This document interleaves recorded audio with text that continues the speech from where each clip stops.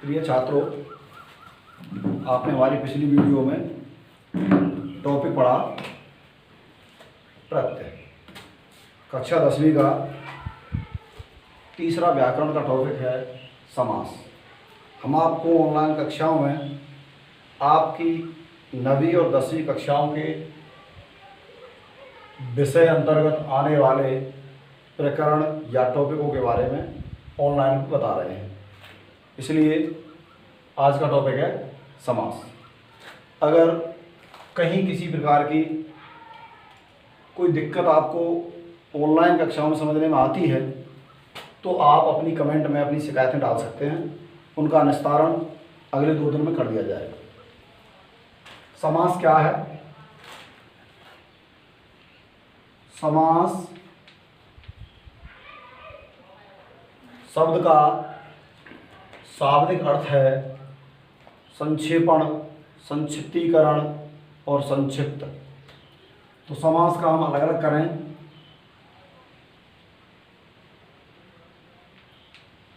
समास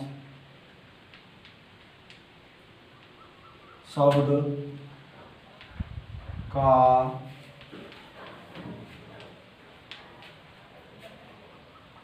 शाब्दिक अर्थ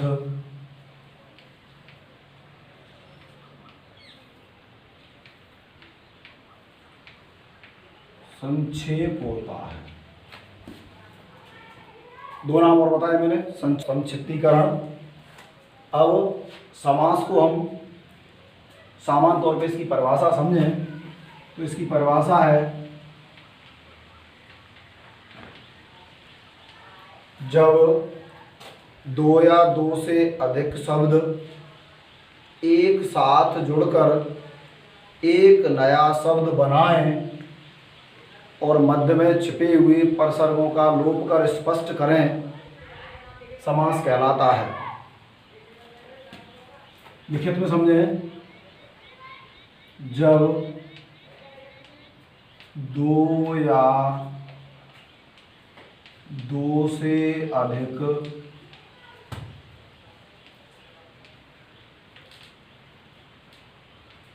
शब्दों 2 या 2 से अधिक शब्द मिलकर एक नया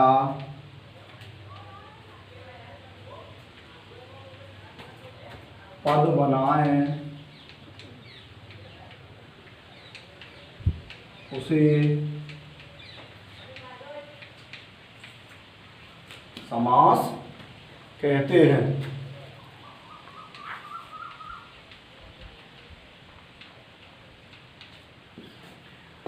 समास के मुख्यतः 4 भेद होते हैं, लेकिन हम पुस्तकों में पढ़ते आ रहे हैं। सामान्य तौर पर हम समझते हैं कि 6 भेद होते हैं, लेकिन भेदों से पूर्व हमें समास के 2 तथ्यात्मक बिंदुओं पर ध्यान देने की विशेष आवश्यकता है। जैसे नंबर 1 है आपका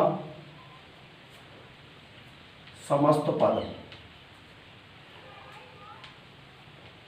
जिसका दूसरा नाम है समास पद, और इसे तीसरे नाम से भी जानते हैं सामासिक पद।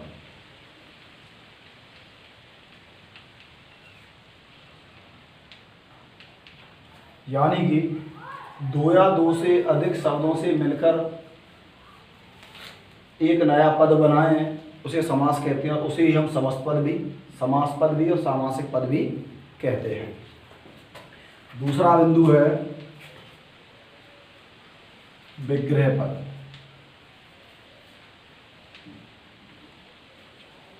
विग्रह पद क्या है? विग्रह पद है जब समस्त पद को 2 भागों में बांटा जाए और दोनों शब्दों को अलग अलग स्पष्ट किया जाए और उनके मध्य में आने वाले परसर्ग द्वारा उसका स्पष्टीकरण हो, वह विग्रह पद कहलाता है। इसलिए हम इन दोनों की परिभाषा ध्यानपूर्वक सुने। 2 या समस्त पद की परिभाषा बता रहा हूँ। दो या दो से अधिक शब्दों के मेल से बनी हुई एक सार्थक या नई रचना समास कहलाती है। उस समास के 3 नामों से जाना जाता है: समस्त पद, सामासिक पद या समास पद। उसको अलग करने की प्रक्रिया विग्रह पद कहलाती है। हम आगे चलेंगे कि समास के कितने भेद होते हैं। मुख्य रूप से 4 भेद होते हैं। समास के मुख्य रूप से 4 भेद होते हैं। 4 भेद होते हैं, लेकिन हमने पुस्तकों में पढ़ा है कि 6 भेद होते हैं।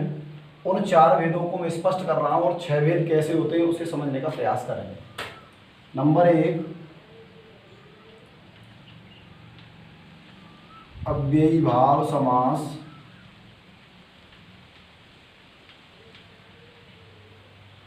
नंबर 2 है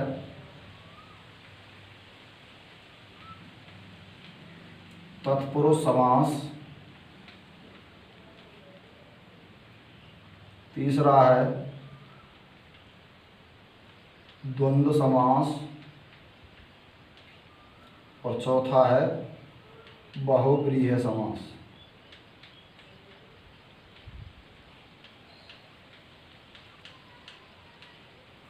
मुख्य रूप से समास के ये 4 भेद होते हैं: अव्ययी भाव समास, तत्पुरुष समास, द्वंद्व समास और बहुव्रीहि समास।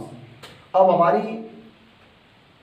हमारी एक समस्या आती है कि वो 6 समास जो है वो किसके भेद हैं। तो ध्यानपूर्वक समझें कि मुख्य 4 होते हैं और तत्पुरुष समास के 2 भेद होते हैं। तत्पुरुष समास के 2 भेद हैं। एक है कर्मधारय, जिसे कहते हैं कर्मधारय समास, और दूसरा है द्विगु समास। तो कुल मिलाकर कितने समास होते हैं?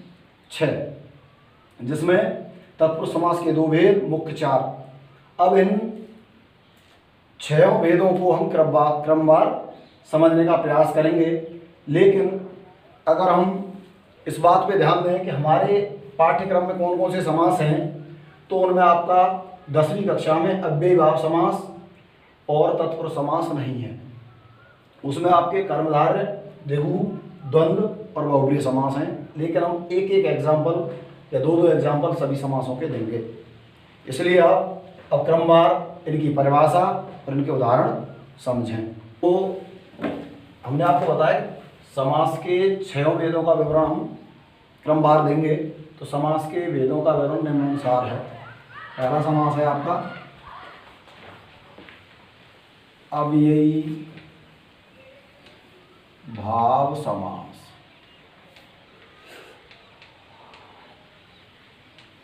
संक्षिप्त तौर पे समझें तो इस समास की परिभाषा है: इस समास का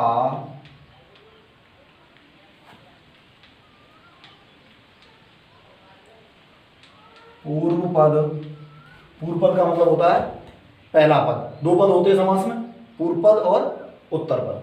तो अव्ययी भाव समास का पूर्व पद अव्यय और उत्तर पद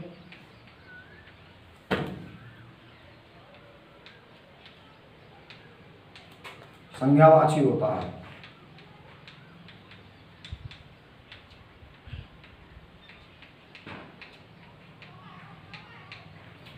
एक बार सुनने परिभाषा: इस समास का यानी अव्ययी भाव समास का पूर्व पद अव्यय और उत्तर पद संज्ञावाची होता है, और इससे बने हुए समस्त पद नपुंसक लिंग के होते हैं।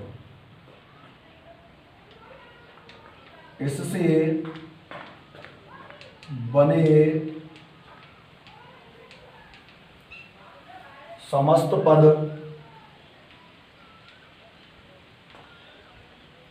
नपुंसक लिंग एक वचन में विभक्त होते हैं।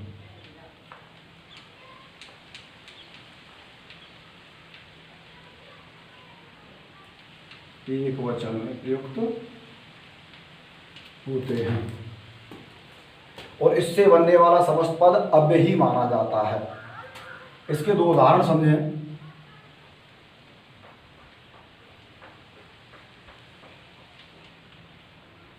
अव्यय भाव समास का मैंने बताया था, पूर्व पद अव्यय, तो लिख रहा हूं।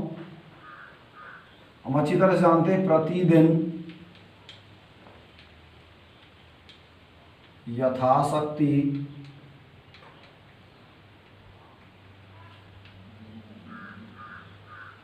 आजन्म, इन तीन उदाहरणों से हम आसानी से समझ सकते हैं। प्रतिदिन मैंने बताया था इस समास का पूर्व पद अव्यय है, तो प्रति अव्यय शब्द है और प्रति का अर्थ होता है आवृत्ति या किसी चीज की, कोई चीज दो बार प्रयुक्त होती हो। दिन का अर्थ होता है दिन दिन, अर्थात कह सकते हैं हर दिन। ये इसका हो जाएगा विग्रह। ये समस्त पद हैं और इधर लिखे जाने वाले विग्रह पद हैं। यानी कि पूर्व पद अव्यय है और दोनों पद दिन मिलने से ये संज्ञावाची है। इन दोनों शब्दों के मिलने से जो समस्त पद बन रहा है वो कौन सा बन रहा है? अव्यय ही बन रहा है। यथाशक्ति, यथा अव्यय शब्द है, इसका अर्थ होता है अनुसार या के अनुसार। शक्ति शब्द में यथा कहीं भी लगे किसी भी शब्द से पूर्व तो उसका अर्थ अनुसार ही आएगा। तो यथाशक्ति का समास विग्रह होगा शक्ति के अनुसार। और आजन्म में वही कंडीशन होगी, जन्म संज्ञावाची है, आ अव्यय शब्द है, तो आ का अर्थ होता है पर्यंत तक। तो जन्म का मतलब हो जाएगा जन्म पर्यंत। तो बच्चों इस चीज से समझ में आया होगा कि अव्यय भाव समास में क्या होता है, पूर्व पद अव्यय होता है और उत्तर पद संज्ञावाची। इससे बना हुआ शब्द हमेशा अव्यय कहलाता है और इसके पूर्व में आए अव्यय शब्दों का एक विशेष अर्थ होता है, उसी के अनुसार उसको प्रयुक्त किया जाता है। हम दूसरा समझें।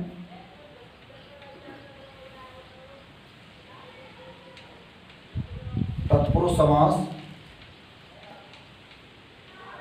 पूर्व में आपको बताया जा चुका है कि ये तत्पुरुष समास हमारे विषय के पाठ्यबिंदुओं में नहीं आता, फिर भी हम इसको थोड़ा सा समझाएंगे। तत्पुरुष समास में इस समास का पूर्व पद परसर्ग से युक्त और उत्तर पद संज्ञावाची होता है और विशेष से पूर्व पद ही होता है, क्योंकि उसमें परसर्ग का प्रयोग किया जाता है। इस समास का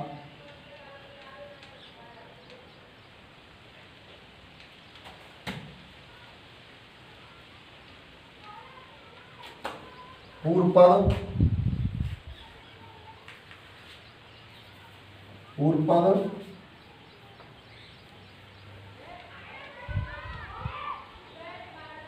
परसर्ग से युक्त एवं उत्तर पद प्रधान होता है। अगर कोई पूछे तत्पुरुष समास के कितने भेद हैं तो 2 भेद, और कोई पूछे तत्पुरुष समास के कारक भेद कितने हैं तो 6 भेद, और कहीं कहीं 8 भेद भी पढ़ते हैं। तो इसका उदाहरण हम समझे हैं। देशभक्ति,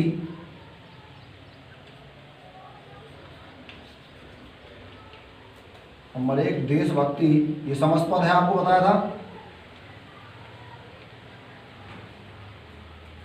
हस्तलिखित,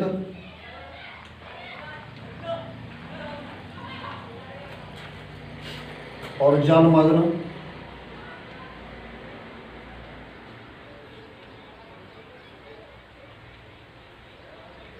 मधुमक्खी। 4 उदाहरण समझे। देशभक्ति पूर्व पद परसर्ग युक्त होना चाहिए, तो यानी परसर्ग का मतलब है विभक्ति का जो लोप होगा पूर्व पद में होगा। देश में, हस्त में, जल में और मधु में 2 पद होने चाहिए, देश और भक्ति। ये समस्त पद इसको अलग करेंगे। जो भक्ति प्रधानता है वो किस उद्देश्य से की जा रही है, देश के लिए की जा रही है, तो इसका समास विग्रह होगा देश के लिए भक्ति। हस्तलिखित किससे लिखा जा रहा है? हाथ से, तो हो जाएगा हाथ से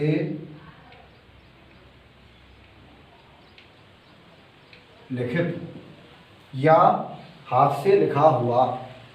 जलमग्न, जल में मग्न, जल में मग्न और मधुमक्खी, जो भी सहायक अध्यापक भर्ती में आया था, तत्पुरुष समास है, होगा मधु की मक्खी। तो आपने दो समासों का विवरण पढ़ा। तीसरा समास है आपका, इसी के दो भेदों को समझें। उपभेद जो है तत्पुरुष समास के, उन दो उपभेदों को समझें। तीसरा है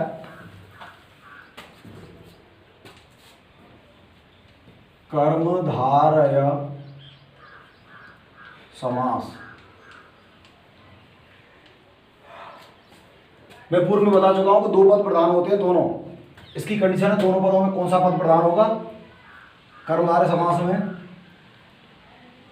इस समास का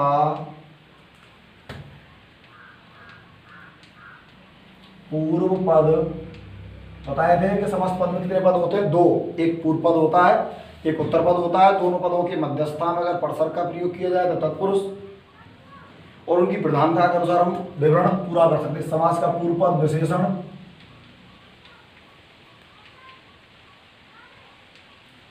उत्तर पद, पूर्व पद विशेषण एवं उत्तर पद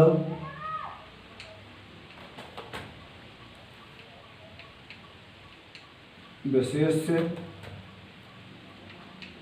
होता है। अगर उच्च स्तर की बात से समझें तो कर्मधारय समास के भी कुछ उपभेद होते हैं। कर्मधारय समास में विशेषण और विशेष के आधार पर वर्गीकरण किया जाता है, उपमान उपमेय के आधार पर वर्गीकरण किया जाता है, और उपमेय उपमान के आधार पर प्रयोग किया जाता है। यदि उपमेय पहले आता है तो उपमेय उपमान माना जाता है, और यदि उपमान पहले आता है तो उपमान हो उपमेय माना जाता है। लेकिन 10वीं के स्तर पर सिर्फ इस समास का पूर्व पद विशेषण और विशेष है, या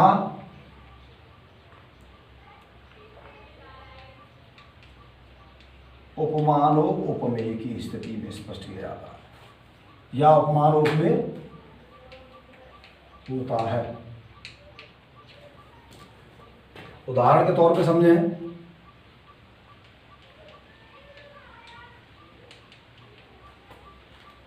सबसे पहले नील कमल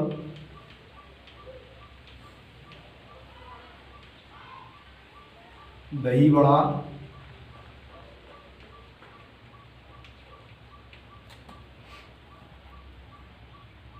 गुरुदेव और विद्याधन।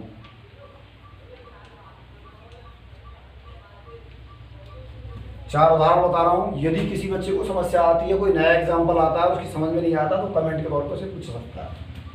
नीलकमल, अगर हम इसका समास विग्रह करें तो ध्यान देना है कि विशेषण किसे कहते हैं? किसी भी शब्द की विशेषता बतलाने वाला शब्द विशेषण है। तो कमल की विशेषता है कि वो नीला है, तो इसका समास विग्रह करेंगे नीला है जो कमल। दही बड़ा, बड़ा क्या है? जो दही में पड़ा हुआ है, तो इसका समास वगैरह करेंगे दही में डूबा हुआ बड़ा। गुरुदेव का अगर हम समास विग्रह करेंगे तो गुरु का रूप क्या है? देव की भांति है। जब गुरु का रूप देव की भांति है तो उपमान और उपमेय की कंडीशन बनेगी, तो बोलेंगे गुरु रूपी धन, या गुरु रूपी देव, तो देव करेंगे गुरु रूपी देव, ये उपमान उपमेय आएगा। विद्याधन, धन कैसा है? विद्या रूपी धन है, तो इसका भी समास विग्रह होगा विद्या रूपी धन। अगर कोई एग्जाम्पल इससे भिन्न समझ में नहीं आता तो आप कमेंट के तौर पे पूछ सकते हैं। चौथा है द्विगु समास। इन दोनों को मैं तत्पुरुष समास के उपवेदों की स्थिति में क्रमवार समझा रहा हूं। द्विगु समास, इसकी परिभाषा है इस समास का पूर्व पद संख्यावाची और उत्तर पद संज्ञावाची। अगर हम द्विगु का समास विग्रह करें तो कहेंगे दो गणों का समूह, तभी द्विगु का समाहार होगा, समास विग्रह होगा। इसकी परिभाषा है इस समास का पूर्व पद, बताया था अभी, इस समास का पूर्व पद संख्यावाची और उत्तर पद संज्ञावाची। इस समास का पूर्व पद संख्यावाची एवं उत्तर पद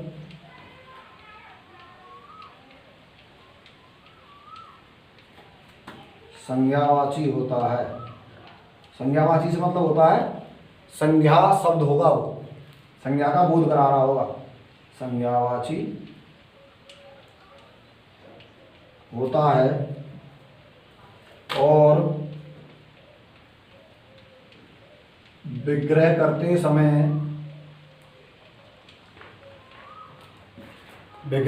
क्या होगा? समाहार या समूह शब्द का प्रयोग किया जाएगा। समूह या समाहार शब्द का प्रयोग किया जाता है।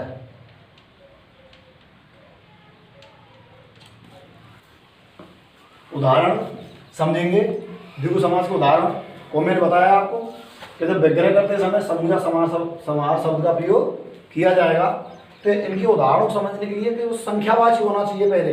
लेकिन एक बात का विशेष ध्यान देना है कि संख्यावाची के साथ साथ ये भी ध्यान देना है कि संख्यावाची तो है लेकिन कहीं ऐसा ना हो कि उस शब्द का संख्यावाची के तौर पर कोई अन्य अर्थ निकल रहा हो। जैसे षडानन, षडानन में पूर्व पद संख्यावाची है, उत्तर पद संज्ञावाची है, दोनों शब्दों को पूरा करता है षडानन शब्द। लेकिन एक बात ध्यान रखनी कि षडानन का कोई अन्य अर्थ तो नहीं निकलता। यदि अन्य अर्थ निकलता है तो समझ लेना है कि उसमें द्विगु समास नहीं है, क्योंकि आनंद का अर्थ होता है मुख। इसलिए मैं एग्जाम्पल दे रहा हूं द्विगु समास के। उदाहरण के तौर पर समझें, चौराहा, पंचवटी, पंजाब। तीन एग्जाम्पल समझे। अगर कोई और समझ में नहीं आता है तो आप कमेंट के तौर पे पूछ सकते हैं। चौराहा, इसको अगर हम चौमीस, चार, राहामीस, रास्ते, और मैंने बताया था कि ऐसी स्थिति में समूह का प्रयोग किया जाता है तो लिखेंगे समास विग्रह करते समय चार राहों का समूह। समूह लिख दें या समाहार लिख दें, इस बात से कोई फर्क पड़ने वाला नहीं है। पंचवटी, पांच बटियों का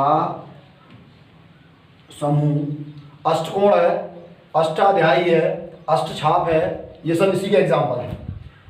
अब पंजाब, पंजाब एक प्रांत है, इसका नाम पंजाब क्यों पड़ा? क्योंकि पंज नहीं है, ये पंच है। पंच का मतलब पांच, आमीस नदियां, पांच नदियों का समूह। जहां पांच नदियों का समूह हो रहा वो क्या है? पंजाब है। इसलिए इसका समास विग्रह होगा पांच आवों, पुस्तक में लिख रहा हूं नदियां या नदियों का समूह। आप सामान्य तौर पे समझ पा रहे होंगे। इसके अगर मैं एक विपरीत एग्जाम्पल समझाना चाहूँ तो उसे समझें आप। आपकी स्थिति बन जाए, संख्यावाची आ जाए, जैसे मान लीजिए आ जाता है संख्यावाची में आता है, मैंने बताया था षडानन, ये इसका क्या है, अपवाद है। अपवाद का मतलब होता है सामान्य नियम के विरुद्ध बात करने वाला। तो षडानन में षडानन षणवीस 6 होता है, आननवीस मुख होता है 6 मुखों वाला। और 6 मुखों वाला कौन है, 6 मुखों वाले कार्तिकेय अन्य अर्थ में जा रहा है, तो ये द्विगु समास का एग्जाम्पल नहीं माना जाएगा। इसे बोलेंगे 6 मुख हैं जिसके वह, अर्थात कार्तिकेय। ये एग्जाम्पल आपका बहुब्री समास का है। सॉरी,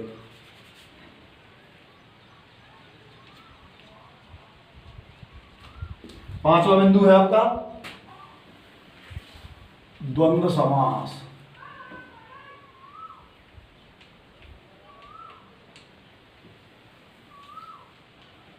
द्वंद्व समास, इसमें दो पद होते हैं, दो पद तो सभी में होते हैं, लेकिन इसमें विरोधाभास की स्थिति होती है। दोनों पद प्रधान होंगे, दोनों पदों के मध्य और या अथवा वा शब्द का प्रयोग किया जाता है, क्योंकि इसकी स्थिति ये होती है, द्वंद्व का अर्थ होता है झगड़ा, और जहां झगड़ा होगा वहां एक दूसरे के विरोधी जरूर होते हैं। तो विरोध की स्थिति में समझें कि इसमें दोनों पद प्रधान होते हैं और दो पदों के मध्य और या वा अथवा शब्द का प्रयोग किया जाता है। जैसे इसकी परिभाषा बता रहा हूं, इस समास के दोनों पद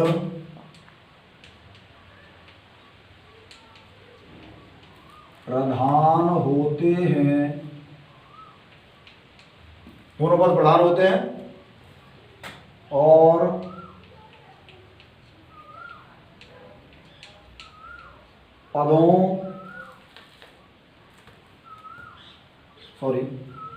और पद को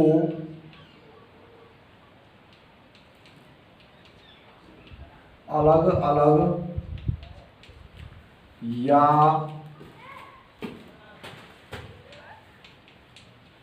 विग्रह करते समय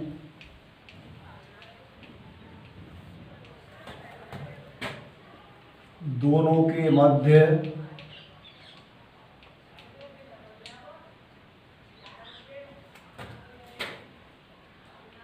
और या वा अथवा आदि शब्दों का प्रयोग किया जाता है।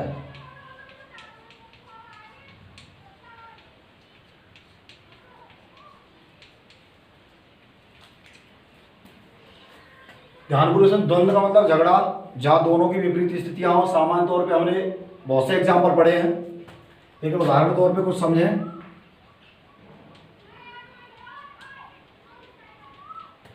एक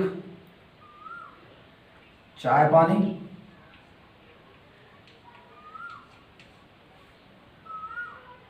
माता पिता,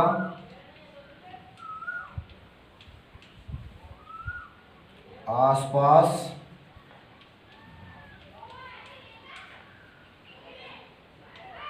नतोन्नत।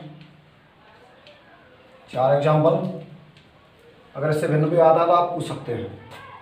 चाय पानी, जब हम किसी के घर पे जाते हैं तो हमसे सबसे पहले क्या सम्मान तौर पे कहा जाता है कि चाय पानी सर कुछ, इसलिए चाय पानी में करेंगे चाय या पानी, या का प्रयोग हो रहा है। माता पिता दोनों विपरीत स्थितियां हैं, माता और पिता। आसपास, आसपास, आस और पास, नतोन्नत, नत अथवा उन्नत। यहाँ मैंने आपको लगभग तीनों के एग्जाम्पल समझा दिए हैं, और कहीं कोई समस्या हो तो आप पूछ सकते हैं। और अंतिम समास है आपका बहुब्रीहि समास।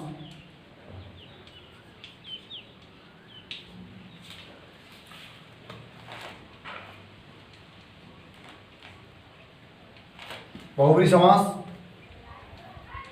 इस समास के दोनों पद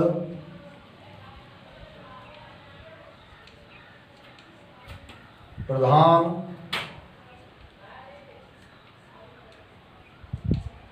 नहीं होते हैं। इसके दोनों पद प्रधान होते हैं, इसके दोनों पद प्रधान नहीं होते, इसमें अन्य पद की प्रधानता होती है। इस समास के दोनों पद प्रधान नहीं होते और इसमें अन्य पद की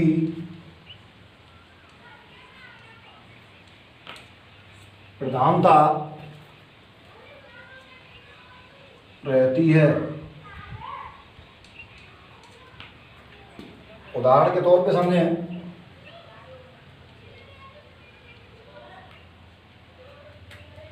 जैसे दशानन, दशानन की जगह हम दसमुख भी लिख सकते हैं, कोई फर्क नहीं पड़ता। गजानन, हलधर, चंद्रशेखर, 4 एग्जाम्पल दे रहा हूं। वही समस्या अगर हो तो कमेंट्स में पूछ सकते हैं आप। दशानन संख्यावाची है लेकिन द्विगु समास नहीं है, क्योंकि दोनों दशानन का अर्थ होता है रावण। इसका समास वगैरह करेंगे तो लिखेंगे 10 हैं आनंद जिसके वह, अर्थात कोष्टक में लिख देंगे हम रावण। गजानन, गज है, गज के समान है मुख जिनका, गज के समान है जिनका मुख, वे अर्थात गणेश जी। अन्य पद की प्रधानता स्पष्ट हो रही है, पद दोनों प्रधान नहीं है लेकिन अन्य पद की प्रधानता स्पष्ट हो रही है। हलधर, समास विग्रह करेंगे, हल को धारण करने वाले, अर्थात कौन है? बलराम, भगवान श्री कृष्ण के बड़े भाई। और चंद्रशेखर, चंद्र है जिनके शिखर पर वे, अर्थात सिर्फ भगवान। आज के टॉपिक में आपने 6 समासों के बारे में उदाहरण सहित क्रमवार पढ़ा। यदि आपको इन समास में कहीं भी किसी प्रकार की कोई समस्या हो तो आप हमारे कमेंट बॉक्स में अपनी समस्याएं डाल सकते हैं, उनका निस्तारण अगले 2 दिन में कर दिया जाएगा। अगर वीडियो पसंद आया हो लाइक करें, शेयर करें और ज़्यादा से ज़्यादा हमारे चैनल को सब्सक्राइब करें। Thank you.